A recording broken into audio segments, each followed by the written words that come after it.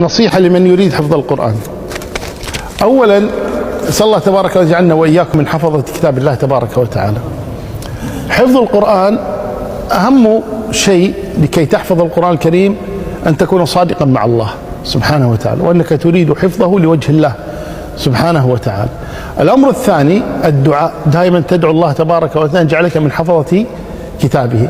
الأمر الثالث لا بد أن تقرأ القرآن أولا قراءة صحيحة على شيخ متقن قبل الحفظ، تقرأه قراءة صحيحة على أساس أنك تحفظ صح.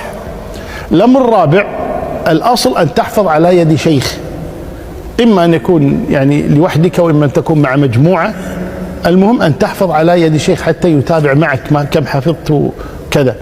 الأمر السادس وهو أن الإنسان يراجع القرآن، يتفلت كما قال النبي أشد تفلتا من الإبل في عقالها، فلا بد من المراجعة، لا بد من المراجعة حتى يثبت القرآن في صدرك، فلا بد أن تراجعه سواء في قيام الليل وأنت في السيارة وأنت في أوقات فراغك أو تفرغ وقتا للقرآن الكريم. المهم كثرة المراجعة، كثرة المراجعة تعين على حفظ كتاب الله تبارك وتعالى.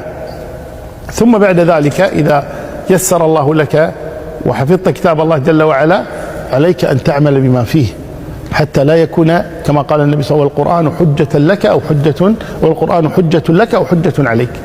حتى لا يكون القرآن حجة عليك فعليك أن تعمل بما في كتاب الله تبارك وتعالى، وأن تفرح بفضل الله تبارك وتعالى أنه أعانك على حفظ كتابه جل في علاه، والله المستعان.